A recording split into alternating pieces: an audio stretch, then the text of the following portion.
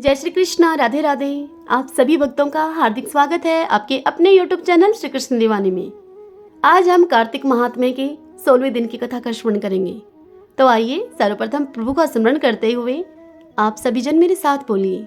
शांताकारं भुजगशयनं पद्मनाभं सुरेशं विश्वधारं गगन सदृशं मेघवर्णं शुभांगं लक्ष्मीकान्तं कमलनयनं योगिभिर्दयानगमयं वंदे विष्णुं भवभयहरं सर्वलोकैकनाथं ओम नमो भगवते वासुदेवाय। श्री लक्ष्मी नारायण भगवान की जय। श्री राधा कृष्णाभ्याम नमो नमः। श्री ब्रह्मा जी नारद मुनि से इस कथा का श्रवण कराते हुए कहते हैं कि हे नारद, प्रतिपदा तिथि को आरती करके स्वयं वस्त्र आभूषणों से सुशोभित होकर कथा, गायन, कीर्तन और दान आदि के द्वारा दिन को व्यतीत करें। इस दिन स्त्री और पुरुष सभी को तिल का तेल लगाकर स्नान करना चाहिए। इस प्रतिपदा को जो लोग तेल लगाकर स्नान आदि पूर्वक पूजन करेंगे उनका वह सब कुछ अक्षय होगा। संसार में प्रतिपद तिथि प्रसिद्ध है, उसे पूर्व विद्या होने पर नहीं ग्रहण करना चाहिए। अमावस्या सिद्ध प्रतिपदा में तैल अभ्यंग नहीं करना चाहिए, अन्यथा मनुष्य मृत्यु को प्राप्त होता है। यदि दूसरे दिन एक घड़ी भी अविद्या अर्थात अमावस्या के वेद से रहित प्रतिपदा हो तो उत्सव आदि कार्यों में मनीषी पुरुषों को उसे ही ग्रहण करना चाहिए। दूसरे दिन यदि थोड़ी भी प्रतिपदा न हो तो पूर्व विद्या तिथि ही ग्रहण कर लेनी चाहिए। उस दशा में वह दोषकारक नहीं होती है। जो मनुष्य उस तिथि में या उस शुभ दिन में जिस रूप से स्थित होता है उसी स्थिति में वह 1 वर्ष तक रहता है। इसलिए यदि सुंदर, दिव्य एवं उत्तम भोगों को भोगने की इच्छा हो तो उस दिन मंगलमय उत्सव अवश्य करें। प्रातःकाल गोवर्धन की पूजा करें। उस समय गोवों को विभूषित करना चाहिए और उनसे बोझ ढोने या दुहने का काम नहीं लेना चाहिए। गोवर्धन पूजन के समय इस प्रकार से प्रार्थना करनी चाहिए। पृथ्वी को धारण करने वाले हे गोवर्धन, आप गोकुल की रक्षा करने वाले हैं। भगवान विष्णु ने अपनी भुजाओं से आपको ऊंचा उठाया था। आप मुझे कोटि गौदान देने वाले हो। लोकपालों की जो लक्ष्मी यहाँ पर धेनु के रूप से विराज रही है और यज्ञ के लिए घृत का भार वहन करती है, वह मेरे पापों को दूर करे। गायें मेरे आगे हों, गायें मेरे पीछे हों, गायें मेरे हृदय में हों और मैं सदा उन गौओं के मध्य में निवास करूं। इस प्रकार गोवर्धन पूजा करके उत्तम भाव से देवताओं, सत्पुरुषों तथा साधारण मनुष्यों को संतुष्ट करें। अन्य लोगों को अन्नपान देकर और विद्वान को संकल्प पूर्वक वस्त्र, तांबूल आदि के द्वारा प्रसन्न करें। कार्तिक शुक्ल पक्ष की यह प्रतिपदा तिथि वैष्णवी कही गई है। जो लोग सब प्रकार से सब मनुष्यों को आनंद देने वाले दीपोत्सव तथा शुभ के हेतुभूत बलिराज का पूजन करते हैं, वे दान, उपभोग, सुख और बुद्धि से संपन्न कुलों का हर्ष प्राप्त करते हैं और उनका संपूर्ण वर्ष आनंद से व्यतीत होता है। प्रतिपदा तिथि और अमावस्या के योग में गौओं की क्रीड़ा उत्तम मानी गई है। उस दिन गौओं को भोजन आदि से भलीभांति पूजित करके अलंकारों से विभूषित करें और गाने बजाने आदि के साथ सभी को नगर से बाहर लेकर जाएं। वहां ले जाकर उन गायों की आरती उतारें। ऐसा करने से मनुष्य सभी पापों से मुक्त हो जाता है। यह हमने अमावस्या के बाद आने वाली प्रतिपदा तिथि, जिसे कि शुक्ल पक्ष की एकम कहा जाता है, उस दिन कौन से कार्य करने चाहिए वह सब बताया है आज के महात्म्य में। हरि ओम तत्सत। गोविंदे गोविंदे हरे मुरारी, गोविंदे गोविंदे मुकुंद कृष्ण, गोविंदे गोविंदे रथांग पाणी, गोविंदे दामोदर माधवेति। आइए अब हम सब श्रीमद् भागवतम महापुराण से आज की कथा का श्रवण करें। सूत जी कहते हैं कि हे शौनक जी, पांडवों के महाप्रयाण के पश्चात भगवान के परम भक्त राजा परीक्षित श्रेष्ठ ब्राह्मणों की शिक्षा के अनुसार पृथ्वी का शासन करने लगे। उनके जन्म के समय ज्योतिषियों ने उनके संबंध में जो कुछ भी कहा था, वास्तव में वे सभी महान गुण उनमें विद्यमान थे। उन्होंने उत्तर की पुत्री इरावती से विवाह किया। इससे उन्होंने जन्मेजय आदि 4 पुत्र उत्पन्न किए तथा कृपाचार्य को आचार्य बनाकर उन्होंने गंगा के तीर पर 3 अश्वमेध यज्ञ किए। इनमें ब्राह्मणों को पुष्कल दक्षिणा दी गई। उन यज्ञों में देवताओं ने प्रत्यक्ष रूप से प्रकट होकर अपना भाग ग्रहण किया। एक बार दिग्विजय करते समय उन्होंने देखा कि शूद्र के रूप में कलयुग राजा का वेश धारण करके एक गाय और बैल के जोड़े को ठोकरों से मार रहा है। तब उन्होंने उसे बलपूर्वक पकड़कर दंड दिया। यह सुनकर शौनक जी ने पूछा, हे महाभाग्यवान सूत जी, दिग्विजय के समय महाराज परीक्षित ने कलयुग को दंड देकर ही क्यों छोड़ दिया? उसे मारा क्यों नहीं? क्योंकि राजा का वेश धारण करने पर भी था तो वह शूद्र ही, जिसने गाय को लात से मारा था। यदि यह प्रसंग भगवान श्री कृष्ण की लीला से अथवा उनके चरण कमलों के मकरंद रस का पान करने वाले रसिक महानुभाव से संबंध रखता हो तो अवश्य कहिए। दूसरी व्यर्थ की बातों से क्या लाभ है, उनमें तो आयु व्यर्थ ही नष्ट होती है। हे प्यारे सूत जी, जो लोग चाहते तो हैं मोक्ष, परंतु अल्पायु होने के कारण मृत्यु से ग्रस्त हो रहे हैं, उनके कल्याण के लिए भगवान यम का आह्वान करके उन्हें यहाँ शमित्र कर्म, उस कर्म में नियुक्त कर दिया गया है। जब तक यमराज यहाँ इस कर्म में नियुक्त हैं, तब तक किसी की मृत्यु नहीं होगी। मृत्यु से ग्रस्त मनुष्य लोक के जीव भी भगवान की सुधा तुल्य है, इस लीला कथा का पान कर सकें, इसलिए महर्षियों ने भगवान यम को यहाँ पर बुलाया है। एक तो थोड़ी आयु और दूसरे कम समझ, ऐसी अवस्था में संसार के मंदभाग्य विषयी पुरुषों की आयु व्यर्थ ही बीती जा रही है। नींद में रात और व्यर्थ के कामों में दिन, इस प्रकार से उनका बीत रहा है। यह सुनकर सूत जी बोले कि जिस समय राजा परीक्षित कुरु जांगल देश में सम्राट के रूप में निवास कर रहे थे, उस समय उन्होंने सुना कि मेरी सेना के द्वारा सुरक्षित साम्राज्य में कलयुग का प्रवेश हो गया है। इस समाचार से उन्हें दुख तो अवश्य हुआ, परंतु यह सोचकर कि युद्ध करने का अवसर हाथ लगा है, वे उतने दुखी नहीं हुए। इसके बाद युद्धवीर परीक्षित ने धनुष हाथ में ले लिया। वे श्याम वर्ण के घोड़े से जुते हुए सिंह की ध्वजा वाले सुसज्जित रथ पर सवार होकर दिग्विजय करने के लिए अब अपने नगर से निकल पड़े। उस समय रथ, हाथी, घोड़े और पैदल सेना उनके साथ साथ चल रही थी। उन्होंने भद्राश्व, केतुमाल, भारत, उत्तर कुरु और किमपुरुष आदि सभी वर्षों को जीतकर वहां के राजाओं से भेंट ली।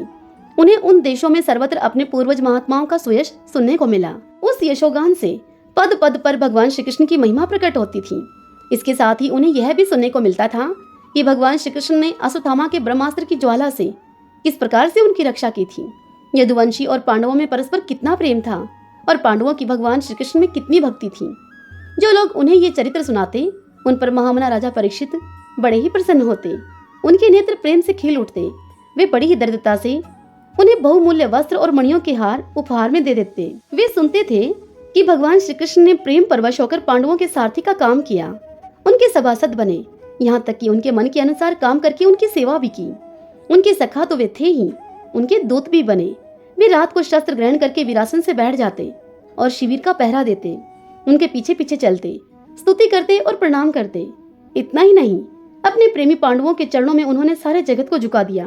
तब परीक्षित की भक्ति भगवान श्री कृष्ण के चरण कमलों में और भी अधिक बढ़ जाती। इस प्रकार से परीक्षित दिन दिन पांडवों के आचरण का अनुसरण करते हुए दिग्विजय कर रहे थे। उन्हीं दिनों उनके शिविर से थोड़ी ही दूरी पर एक आश्चर्यजनक घटना घटी। वह मैं आपको सुनाता हूँ। धर्म बैल का रूप धारण करके एक पैर से घूम रहा था। एक स्थान पर उसे गाय के रूप में पृथ्वी मिली। पुत्री की मृत्यु से दुखिनी माता के समान उसके नेत्रों से आंसुओं के झरने झर रहे थे। उसका शरीर श्रीहीन हो गया था। वह धर्म पृथ्वी से पूछने लगा। धर्म ने पृथ्वी से कहा कि कल्याणी, कुशल से तो हो ना, तुम्हारा मुख कुछ कुछ मलिन हो रहा है, तुम श्रीहीन हो रही हो। मालूम होता है कि तुम्हारे हृदय में कुछ न कुछ दुख अवश्य है। क्या तुम्हारे कोई संबंधी दूर देश में चला गया है जिसके लिए तुम इतनी अधिक चिंता कर रही हो? कहीं तुम मेरी तो चिंता नहीं कर रही हो कि अब इसके 3 पैर टूट गए हैं, ये एक ही पैर पर रह गया है। संभव है कि तुम अपने लिए ही शोक कर रही हो कि अब शूद्र तुम्हारे ऊपर शासन करेंगे। तुम्हें इन देवताओं के लिए भी खेद हो सकता है जिन्हें अब यज्ञों में आहुति नहीं दी जाती, अथवा उस प्रजा के लिए भी जो वर्षा न होने के कारण अकाल और दुर्भिक्ष से पीड़ित हो रही है। हे देवी, क्या तुम राक्षस शरीर के मनुष्यों के द्वारा सताई हुई आरक्षित स्त्रियों एवं आत्र बालकों के लिए शोक कर रही हो? संभव है कि विद्या अब कुकर्मी ब्राह्मणों के चुंगल में पड़ गई है और ब्राह्मण विप्रद्रोही राजाओं की सेवा करने लगे हैं, और इसी का तुम्हें दुख होगा। आज के नाम मात्र के राजा तो 16 आने कलयुगी हो गए हैं। उन्होंने बड़े बड़े देशों को भी उजाड़ डाला है। क्या तुम उन राजाओं या देशों के लिए शोक कर रही हो? आज की जनता खान पान, वस्त्र, स्नान और स्त्री सहवास आदि में शास्त्रीय नियमों का पालन न करके स्वेच्छाचार कर रही हैं। क्या तुम इसके लिए दुखी हो? हे माँ पृथ्वी, अब समझ में आया हो न हो तुम्हें भगवान श्री कृष्ण की याद आ रही होगी, क्योंकि उन्होंने तुम्हारा भार उतारने के लिए ही तो अवतार लिया था और ऐसी लीलाएं की थी जो कि मोक्ष का भी अवलंबन है। अब उनके लीला स्मरण कर लेने पर उनके परित्याग से तुम दुखी हो रही हो। देवी, तुम तो धन रत्नों की खान हो। तुम अपने कलेश का कारण जिससे कि तुम इतनी दुर्बल हो रही हो, मुझे बताओ। मालूम होता है कि बड़े बड़े बलवानों को भी हरा देने वाले काल ने देवताओं के द्वारा वंदनीय तुम्हारे सौभाग्य को छीन लिया है। यह सुनकर पृथ्वी ने कहा अब धर्म से कि हे धर्म, तुम मुझसे जो कुछ पूछ रहे हो वह सब स्वयं जानते हो तुम। जिन भगवान के सहारे तुम सारे संसार को सुख पहुंचाने वाले अपने चारों चरणों से युक्त थे, जिनमें सत्य, पवित्रता, दया, क्षमा, त्याग, संतोष, सरलता, शम, दम, तप, क्षमता, तितिक्षा, उपरति, शास्त्र विचार, ज्ञान, वैराग्य, ऐश्वर्य, वीरता, तेज, बल, स्मृति, स्वतंत्रता, कौशल, कांति, धैर्य, कोमलता, निर्भीकता, विनय, शील, साहस, उत्साह, बल, सौभाग्य, गंभीरता, स्थिरता, आस्तिकता, कीर्ति, गौरव और निरअहंकारता, ये 39 अप्राकृत गुण एवं महत्वाकांक्षी पुरुषों के द्वारा वांछनीय अर्थात शरणागत वत्सलता आदि और भी बहुत से महान गुण उनकी सेवा करने के लिए नित्य निरंतर निवास करते हैं। एक क्षण के लिए भी उनसे अलग नहीं होते। उन्हीं समस्त गुणों के आश्रय सौंदर्य धाम भगवान श्री कृष्ण ने इस समय इस लोक से अपनी लीला स्मरण कर ली। स्मरण करना, समेट लेना। और यह संसार पापमय कलयुग की कुदृष्टि का शिकार हो गया। यही देखकर मुझे बड़ा शौक हो रहा है। अपने लिए, देवताओं में श्रेष्ठ तुम्हारे लिए, देवता, पितृ, ऋषि, साधु और समस्त वर्णों तथा आश्रमों के मनुष्यों के लिए मैं शोकग्रस्त हो रही हूँ, जिनका कृपा कटाक्ष प्राप्त करने के लिए ब्रह्मा आदि देवता भगवान के शरणागत होकर बहुत दिनों तक तपस्या करते रहे। वही लक्ष्मी जी अपने निवास स्थान कमल वन का परित्याग करके बड़े ही प्रेम से उनके जिन चरण कमलों की सुभग छत्र छाया का सेवन करती हैं, उन्हीं भगवान के कमल, वज्र, अंकुश, ध्वजा आदि चिन्हों से युक्त श्री चरणों से विभूषित होने के कारण मुझे महान वैभव प्राप्त हुआ था और मेरी तीनों लोकों से बढ़कर शोभा हुई थी। परंतु मेरे सौभाग्य का अब अंत हो गया। भगवान ने मुझ अभागिनी को छोड़ दिया है। मालूम होता है कि मुझे अपने सौभाग्य पर गर्व हो गया था, इसीलिए उन्होंने मुझे यह दंड दिया है। तुम अपने 3 चरणों के कम हो जाने से मन ही मन कुढ़ रहे थे, अतः अपने पुरुषार्थ से तुम्हें अपने ही अंदर पुनः सब अंगों से पूर्ण एवं स्वस्थ कर देने के लिए वे अत्यंत रमणीय श्याम सुंदर विग्रह से यदुवंश में प्रकट हुए और मेरे बड़े भारी भार को, जो कि असुरवंशी राजाओं की सैकड़ों अक्षोणियों के रूप में था, उसे नष्ट कर डाला। क्योंकि वे परम स्वतंत्र थे, जिन्होंने अपनी प्रेम भरी चितवन, मनोहर मुस्कान और मीठी मीठी बातों से सत्यभामा आदि मधुमयी माननियों के मान का उस मान के साथ धीरज को भी छीन लिया था और जिनके चरण कमलों के स्पर्श से मैं निरंतर आनंद से पुलकित रहती थी, उन पुरुषोत्तम भगवान श्री कृष्ण का विरह भला कौन सह सकती है। धर्म और पृथ्वी इस प्रकार आपस में बातचीत कर ही रहे थे कि तभी उसी समय राज ऋषि परीक्षित पूर्व वाहिनी सरस्वती के तट पर आ पहुंचे। सूत जी कहते हैं कि हे शौनक जी, वहां पर पहुंचकर राजा परीक्षित ने देखा कि एक राजवेशधारी शूद्र हाथ में डंडा लिए हुए है और गाय बैल के एक जोड़े को इस तरह से पीटता जा रहा है जैसे कि उस गाय और बैल का कोई स्वामी ही ना हो। वह कमल तंतु के समान श्वेत रंग का बैल एक पैर से खड़ा कांप रहा था और शूद्र की ताड़ना से पीड़ित और भयभीत होकर मलमूत्र त्याग कर रहा था। धर्म उपयोगी दूध और घी आदि हविष्य पदार्थों को देने वाली वह गाय भी बार बार शूद्र के पैरों की ठोकरें खाकर अत्यंत ही दीन हो रही थी। एक तो वह स्वयं ही दुबली पतली थी, दूसरे उसका बछड़ा भी उसके पास नहीं था। उसे भूख लगी हुई थी और उसकी आंखों से आंसू बहते जा रहे थे। स्वर्ण जटित रथ पर चढ़े हुए राजा परीक्षित ने अपना धनुष चढ़ाकर मेघ के समान गंभीर वाणी से अब उसको ललकारा, अरे तू कौन है जो बलवान होकर भी मेरे राज्य के इन दुर्बल प्राणियों को बलपूर्वक मार रहा है? तूने नट की भांति वेश तो राजा का सा बना रखा है, परंतु कर्म से तो तू शूद्र ही जान पड़ता है। हमारे दादा अर्जुन के साथ भगवान श्री कृष्ण के परम धाम पधार जाने पर इस प्रकार निर्जन स्थान में निरपराधों पर प्रहार करने वाला तू अपराधी है, अतः तू वध के योग्य है। उन्होंने धर्म से पूछा, कमल नाल के समान आपका श्वेत वर्ण है, 3 पैर न होने पर भी आप एक ही पैर से चलते फिरते हैं। यह देखकर मुझे बड़ा ही कष्ट हो रहा है। बतलाइए, आप क्या बैल के रूप में कोई देवता हैं? अभी यह भूमंडल कुरुवंशी नरपतियों के बाहुबल से सुरक्षित है। इसमें आपके सिवा और किसी भी प्राणी की आंखों से शोक के आंसू बहते हुए मैंने नहीं देखे हैं। हे धेनुपुत्र, अब आप शोक न करें, इस शूद्र से निर्भय हो जाएं।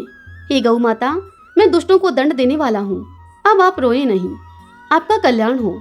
देवी, जिस राजा के राज्य में दुष्टों के उपद्रव से सारी प्रजा त्रस्त रहती है, उस मत वाले राजा की कीर्ति, आयु, ऐश्वर्य और परलोक नष्ट हो जाते हैं।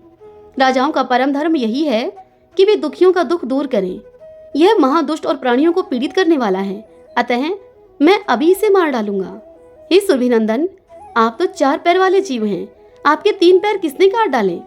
श्री कृष्ण के अनुयायी राजाओं के राज्य में कभी कोई भी आपकी तरह दुखी न हो। हे वृषभ, आपका कल्याण हो। बताइए, आप जैसे निरपराध साधुओं का अंग भंग करके किस दुष्ट ने पांडवों की कीर्ति में कलंक लगाया है? जो किसी निरपराध प्राणी को सताता है, उसे चाहे वह कहीं पर भी रहे, मेरा भय अवश्य होगा। दुष्टों का दमन करने से साधुओं का कल्याण ही होता है। जो उदंड व्यक्ति निरपराध प्राणियों को दुख देता है, वह चाहे साक्षात देवता ही क्यों ना हो, मैं उसकी बाजूबंद से विभूषित भुजा को काट डालूंगा। बिना आपत्ति काल के मर्यादा का उल्लंघन करने वालों को शास्त्र के अनुसार दंड देते हुए अपने धर्म में स्थित लोगों का पालन करना राजाओं का परम धर्म है। यह सुनकर धर्म ने कहा, उस बैल ने कहा, हे राजन, आप महाराज पांडु के वंशज हैं। आपका इस प्रकार से दुखियों को आश्वासन देना आपके योग्य ही है, क्योंकि आपके पूर्वजों के श्रेष्ठ गुणों ने भगवान श्री कृष्ण को उनका सारथी और दूत आदि बना दिया था। हे नरेंद्र, शास्त्रों के विभिन्न वचनों से मोहित होने के कारण हम उस पुरुष को नहीं जानते हैं जिससे कि कलेशों के कारण उत्पन्न होते हैं।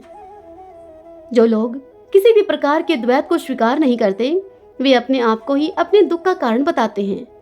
कोई प्रारब्ध को कारण बतलाते हैं, तो कोई कर्म को, तो कुछ लोग अपने स्वभाव को, तो कुछ लोग ईश्वर को दुख का कारण मानते हैं। किन्हीं किन्हीं का तो ऐसा भी निश्चय है कि दुख का कारण तो न तो तर्क के द्वारा जाना जा सकता है और न ही वाणी के द्वारा बताया जा सकता है। इसलिए हे राजऋषि परीक्षित, अब इनमें कौन सा मत ठीक है, यह आप अपनी बुद्धि से ही विचार कीजिए। हरि ओम तत्सत। ओम श्री परमात्मने नमः। आइए अब हम कार्तिक स्नान की विशेष 5 कथाओं का श्रवण करें। इससे पहले पंच भिक्षु की कहानी। एक साहूकार के बेटे की बहू थी, जो कि सुबह जल्दी उठकर कार्तिक के महीने में रोजाना गंगा स्नान करने के लिए जाती थी। वह बहू पराये पुरुष का मुंह नहीं देखती थी। उसी नगर के एक राजा का लड़का था, जो कि गंगा जी स्नान करने के लिए जाता था। वह जब स्नान करने के लिए जाता तो प्रतिदिन यही सोचता कि मैं इतनी सुबह जल्दी उठकर गंगा स्नान करने के लिए आता हूँ, फिर भी मुझसे पहले कौन गंगा स्नान करके चला जाता है। अब इसी प्रकार कार्तिक का पूरा महीना बीतने को हुआ। 5 दिन ही शेष रहे। उस दिन साहूकार की बहू नहाकर जा रही थी और राजा का वह बेटा स्नान करने के लिए आ रहा था। जब उस साहूकार की बहू को किसी की मौजूदगी का एहसास हुआ, किसी का खुड़का सुना उसने, तब वह बहू अब जल्दी जल्दी वहां से जाने लगी। तो इस हड़बड़ी में उसकी माला और मोचड़ी वहीं गंगा के घाट पर छूट गई। जब राजा का लड़का वहां पर आया तो उस माला मोचड़ी को उसने देखा और उसको देखकर वह मन ही मन यह सोचने लगा कि जिसकी भी यह माला मोचड़ी है कितनी सुंदर है। जब माला मोचड़ी इतनी सुंदर है तो इसको पहनने वाली कितनी सुंदर होगी। फिर उस राजा के लड़के ने पूरे नगर में यह होला फिरवा दिया, अर्थात डिंडोरा पिटवा दिया कि जिसकी भी ये माला मोचड़ी है गंगा जी के घाट पर, वो मेरे पास 5 रात आएगी। जब साहूकार की बहू को इस आदेश का पता चला तब उसने कहलवा दिया कि मैं 5 दिन आऊंगी, किंतु किसी को साग भरने के लिए बिठा देना। यह सुनकर वह राजा का लड़का गंगा जी पर बिछावन करके वहां बैठ गया और पिंजरे में बंद एक तोते को वहां पास ही वृक्ष पर उसने टांग दिया। जब वह बहू सुबह स्नान करने के लिए आई गंगा घाट पर, तब उस बहू ने जैसे ही पहली पैड़ी पर पैर रखा तब वह भगवान को याद करते हुए कहने लगी कि हे कार्तिक के ठाकुर राय दामोदर, 5 पांडव, छठे नारायण, भीखम राजा, उस पापी को नींद आ जाए। भगवान की ऐसी कृपा हुई कि उस राजा के लड़के को नींद आ गई। अब वह बहू नहा धोकर जाने लगी तो वह तोते से कहने लगी कि सुआ सुआ, तेरे गल डालूंगी हीरा, मेरी साख भरियो मेरे बीरा। तब वह सुआ बोला, सुआ तोते को कहा जाता है। तब वह सुआ बोला कि कोई वीर भी साख भरता है क्या। तब वह बहू बोली, सुआ सुआ सुआ, तेरे पग घालूंगी नेवर, मेरी साख भरियो मेरे देवर। तब सुआ बोला, अच्छा भाभी, मैं तेरी साख भरूंगा। अब वह तो सुए को कहकर यह सब चली गई। अब राजा का बेटा जब हड़बड़ा कर उठा तो उसने सुए से पूछा, सुआ सुआ, क्या वह आई थी, कैसी थी वो। तब सुआ बोला, आभा किसी बिजली, होली किसी झल, केला किसी कामनी और गुलाब का सरंग। यह सुनकर राजकुमार ने कहा कि आज तो मैं अपनी उंगली चीर कर बैठूंगा, तब मुझे नींद नहीं आएगी। अब दूसरे दिन वह उंगली चीर कर लेट गया गंगा जी के किनारे। जब वह बहू गंगा स्नान करने के लिए गंगा जी के तट पर आई तो उसने उसे लेटे हुए वहां देखा। तब उस बहू ने भगवान से प्रार्थना की और भगवान की ऐसी कृपा हुई कि राजकुमार को नींद आ गई और वह अब नहा धोकर फिर से चली गई। राजकुमार ने जब उठकर तोते से पूछा कि तोते, क्या वह आई थी, तब उस तोते ने सारी बात कह दी। तब राजकुमार कहने लगा, आज की रात मैं अपनी आंखों में मिर्च डालकर बैठूंगा। और रात को राजकुमार ने ऐसा ही किया, अपनी आंखों में मिर्च डालकर बैठ गया, जिससे कि उसे नींद न आए। अब तीसरी सुबह जब साहूकार के बेटे की बहू गंगा स्नान के लिए वहां आई, तब उसने भगवान से फिर से वही प्रार्थना की। वो बोली, हे कार्तिक के ठाकुर राय दामोदर, पांचों पांडव छठे नारायण, भीखम राजा, इस पापी को नींद आ जाए। अब राजा के बेटे को नींद आ गई और वह साहूकार के बेटे की बहू गंगा स्नान करके अब अपने घर को चली गई। जब वह राजकुमार उठा तो उसने फिर से तोते से पूछा कि क्या वह आई थी। तब तोते ने कहा कि हाँ आई थी। तब राजकुमार बोला कि आज तो मैं बिना बिस्तर के ही यहाँ बैठूंगा, जिससे कि मुझे रात को नींद नहीं आएगी। और उसने वैसा ही किया। वह बिना बिस्तर के ही गंगा के किनारे पर बैठ गया। अब साहूकार की बहू चौथे दिन सुबह जल्दी उठकर गंगा स्नान के लिए आई। तब उसने भगवान से फिर से वही प्रार्थना की। अब भगवान की कृपा से राजकुमार को फिर से नींद आ गई। वह नहा धोकर फिर से अपने घर चली गई। राजकुमार ने उठकर देखा, तब तक वह नहा धोकर जा चुकी थी। तत्पश्चात राजकुमार तोते से कहने लगा कि आज तो मैं आग की अंगीठी जलाकर बैठूंगा, जिससे कि मुझे नींद नहीं आएगी। और वह अंगीठी जलाकर बैठ गया। अब 5वें दिन प्रातः काल के समय जब साहूकार के बेटे की बहू गंगा तीर्थ के लिए आई, तब उसने फिर से भगवान से वही प्रार्थना की। वह कहने लगी, हे कार्तिक के ठाकुर राय दामोदर, 4 रातें तो आपने निकाल दी, बस आज की रात यह और निकाल दो। तब भगवान ने उसका सत रख दिया और राजकुमार को फिर से नींद आ गई। जब वह बहू नहा धोकर जाने लगी, तब वह तोते से बोली कि तुम इस पापी से कह देना कि तेरी 5 रातें पूरी हो गई हैं, इसलिए मेरे मोतियों की माला और मेरे पाँव की मोचड़ी मेरे घर भेज दे। सुबह जब राजा का लड़का उठा तो उसने तोते से फिर से पूछा कि क्या वह आई थी। तब तोते ने कहा कि हाँ आई थी और उसने अपनी माला मोचड़ी अपने घर मंगवाई है। तब राजकुमार ने सोचा कि वह तो सच्ची थी, उसका तो भगवान ने ही सत रख लिया। थोड़े दिन के बाद अब उस राजकुमार के शरीर में कोढ़ निकल आया और वह दर्द से तड़पने लगा। तब राजा ने ब्राह्मणों को बुलाकर पूछा, मेरे बेटे का शरीर क्यों जल रहा है। तब ब्राह्मणों ने कहा कि वह तो पतिव्रता स्त्री पर बुरी नजर रखता है, इसीलिए उसको यह रोग लगा है। तब राजा ने फिर से पूछा कि अब यह ठीक कैसे होगा। तब ब्राह्मणों ने कहा कि उस साहूकार की बहू को धर्म की बहन बनाए और उसके नहाए हुए जल से यह नहाए तो उसका कोढ़ ठीक हो जाएगा। तदंतर राजा उस साहूकार के बेटे की बहू की माला और मोचड़ी लेकर अब साहूकार के घर जा पहुंचा और जाकर साहूकार से कहने लगा कि यह माला और मोचड़ी तुम्हारी बहू की है, उस बहू के नहाए हुए जल से मेरे बेटे को नहला दो। यह सुनकर साहूकार बोला कि मेरे बेटे की बहू किसी पराये पुरुष का मुख नहीं देखती है, तुम अपने उस राजकुमार को इस नाली के नीचे बिठा देना। जब वह बहू नहाएगी तो ऊपर से वह पानी गिर जाएगा राजकुमार पर। राजकुमार नाली के नीचे बैठ गया और नहाया, जिससे कि अब राजकुमार की काया चंदन की सी हो गई। हे पंच भिखु देवता, जैसा साहूकार की बहू का सत रखा वैसा ही सबका रखना। इस कथा को कहते सुनते हुंकारा भरते अपने सारे परिवार का सत रखना। पुण्यो नहाई पड़वा नहाई, 5 रतन 5 तीरथ 5 भीखम नहाई, 1 टका मेरी गांठ में सुनियो हे रघुराई, आधे का लाई आंवला आधे की राई, राय दामोदर सांवला जिसने सृष्टि रचाई। राजा के घर उतरी तो पुत्री बनकर आई, राजा लाया ब्याह के तो रानी बनकर आई। 4 चक्कर 4 मक्कर 4 दिए किलो, मैं तो उससे पूछूं हे श्री कृष्ण जी कब निस्तारा होए। जब आएगा कार्तिक का महीना तब निस्तारा होए। सभी बोलिए विष्णु भगवान की जय। अब हम गोवर्धन अन्नकूट की कथा का श्रवण करेंगे। एक दिन भगवान श्री कृष्ण ने देखा कि पूरे ही ब्रज में तरह तरह के मिष्ठान और पकवान बनाए जा रहे हैं। पूछने पर उनको पता चला कि यह सब वरकासुर संहारक मेघ देवता देवराज इंद्र की पूजा के लिए तैयार हो रहा है।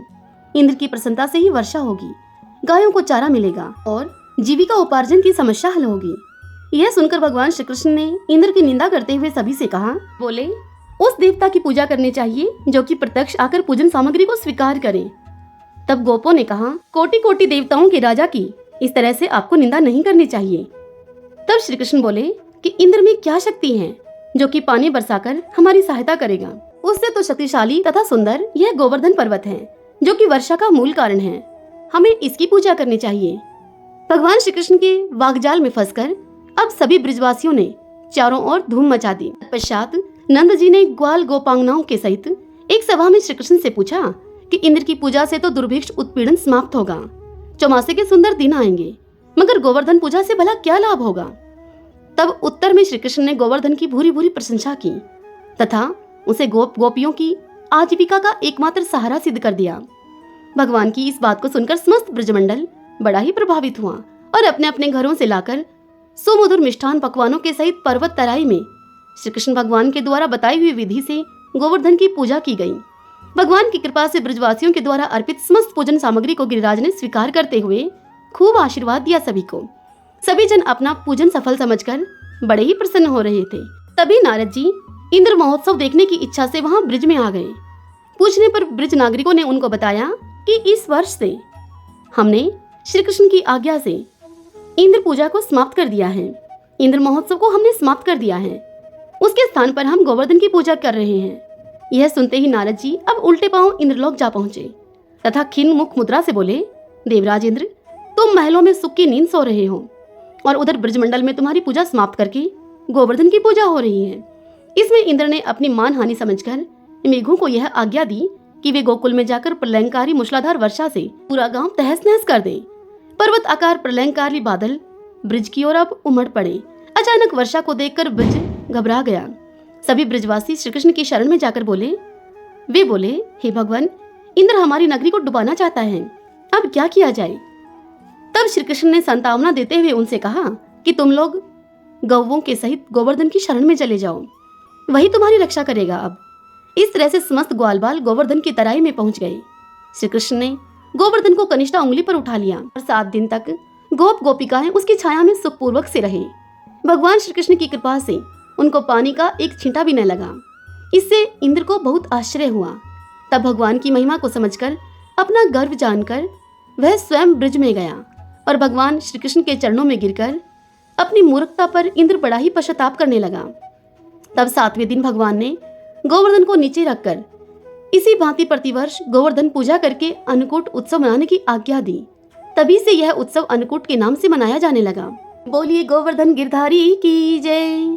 आइए अब हम गोवर्धन गिरधारी की आरती करते हैं। श्री गोवर्धन महाराज महाराज, तेरे माथे मुकुट विराज रहो, तेरे माथे मुकुट विराज रहो। तो पे पान चढ़े, तो पे फूल चढ़े और चढ़े दूध की धार, ओ धार। तेरे माथे मुकुट विराज रहो, तेरे माथे मुकुट विराज रहो। तेरे कानन में कुंडल शोहे, तेरे गले वजंती माल, ओ माल। तेरे माथे मुकुट विराज रहो, तेरे माथे मुकुट विराज रहो। तेरी 7 कोस की परिक्रमा, तेरी दे रही नर और नार, ओ नार। तेरे माथे मुकुट विराज रहो, तेरे माथे मुकुट विराज रहो। तेरे जतिपुरा में दूध चढ़त है, तेरी हो रही जय जयकार, ओकार। तेरे माथे मुकुट विराज रहो, तेरे माथे मुकुट विराज रहो। तेरे चरणों में मानसी गंगा बहे, तेरी माया है अपरंपार, ओ पार।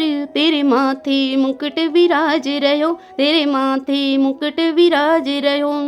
ब्रजमंडल जब डूबत देखा, ग्वाल बाल जब व्याकुल देखी, लिया नक पर गिरवर धार, ओ धार। तेरे माथे मुकुट विराज रहो, तेरे माथे मुकुट विराज रहो। वृंदावन की कुंज गली में वो तो खेल रहो नंदलाल, ओ लाल। तेरे माथे मुकुट विराज रहो, तेरे माथे मुकुट विराज रहो। चंद्र सखी भज बाल कृष्ण छवि, चंद्र सखी भज बाल कृष्ण छवि। तेरे चरणों पे बलिहार, ओ हार। तेरे माथे मुकुट विराज रहो, तेरे माथे मुकुट विराज रहो। बोलिए गोवर्धन गिरधारी की जय। आइए अब इल्ली और घुण की कहानी सुनते हैं। एक इल्ली और घुण था। इल्ली बोली, आओ भाई घुण, कार्तिक नहाए। तब घुण बोला, तू तो गोरी पड़ी है, तू ही नहा ले, मेरे तो मोट बाजरा पड़ा है, मैं तो नहीं नहाऊंगा।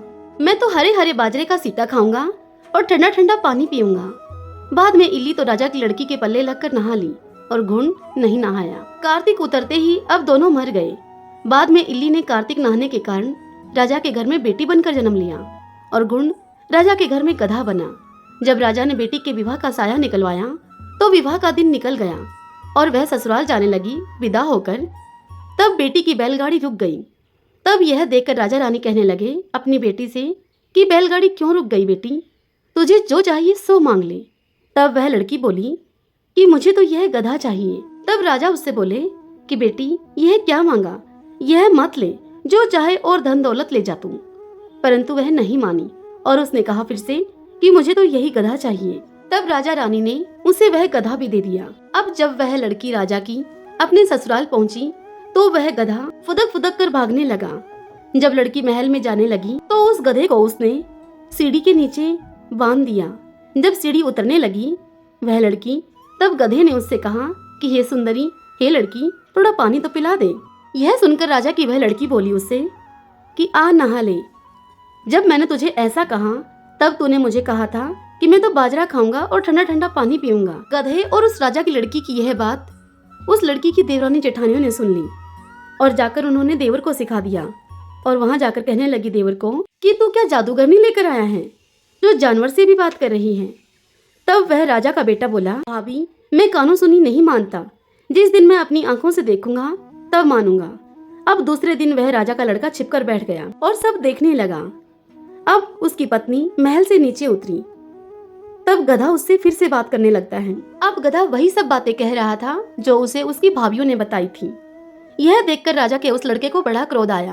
अब वह निकलकर बाहर आया और अपनी पत्नी के सामने तलवार निकालकर खड़ा हो गया और उससे बोला, तू इस गधे से क्यों बात कर रही है? क्या तो मुझे तू यह भेद बता दे, नहीं तो मैं तुझे आज ही तलवार से मार दूंगा। तब उसकी पत्नी ने कहा, औरत का भेद मत खोलो। यह सुनकर राजा का वह लड़का बोला कि मैं तो तेरा पूरा भेद खोलूंगा।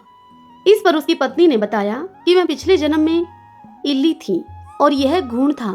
जब मैंने इससे कहा कि आ भाई घूण कार्तिक नहा ले, तब यह नहाया नहीं, जिससे कि यह गधा बन गया और मैं राजा की लड़की के पल्ले लगकर नहा ली, जिससे कि मैंने राजा के घर में जन्म पाया।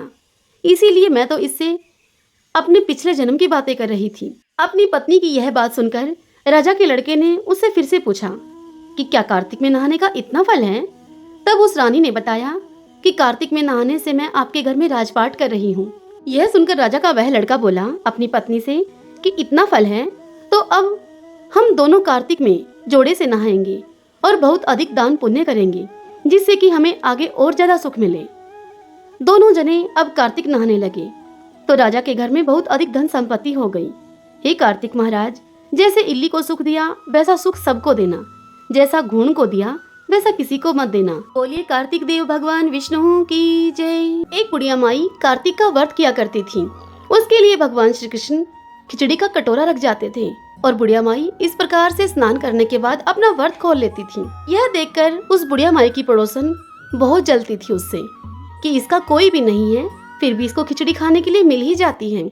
एक दिन बुढ़िया माई कार्तिक स्नान करने के लिए गंगा जी गई हुई थी। भगवान श्री कृष्ण आए और खिचड़ी का बेला रखकर मकान में अंतर्ध्यान हो गए। पड़ोसन ने खिचड़ी का वह बेला उठाकर मकान के पिछवाड़े में फेंक दिया। बुढ़िया माई आई स्नान करके तो देखा कि खिचड़ी का तो बेला ही नहीं है। बुढ़िया माई ने वह खिचड़ी का कटोरा बार बार ढूंढा, लेकिन हो तो मिले। बुढ़िया माई को वह कटोरा कहीं नहीं मिला। बुढ़िया माई उस दिन भूखी ही रही और कहने लगी, कहाँ गई मेरी खिचड़ी, कहाँ गया मेरा बेला? पिछवाड़े में उस खिचड़ी के 2 फूल बन गए। राजा जी आए और उन फूलों को तोड़कर अपने महल में ले गए। दोनों फूल रानी ने सूंघे तो रानी को गर्भ रह गया। राजा रानी की कोई संतान नहीं थी। फूल सूंघने से रानी के अब 2 लड़के पैदा हुए। लड़के अब बड़े होने लगे, परंतु वह किसी से भी बोलते नहीं थे। वे दोनों लड़के जब शिकार खेलने के लिए जाते तो रास्ते में उनको बुढ़िया माई मिलती थी। बुढ़िया माई उनको देखकर कहती कि कहाँ गई मेरी खिचड़ी, कहाँ गया मेरा बेला? तब वे लड़के बुढ़िया माई से उत्तर देते कि हम ही हैं तेरी खिचड़ी, हम ही हैं तेरा बेला। जब भी लड़के शिकार खेलने के लिए जाते तो बुढ़िया उनसे हर बार यही कहती और लड़के हर बार यही उत्तर देते। अब राजा को जब इस बात का पता चला तो राजा ने बुढ़िया को महल में बुलवाया और उससे कहा कि हमसे तो ये लड़के बोलते नहीं, तुमसे यह कैसे बोल लेते हैं?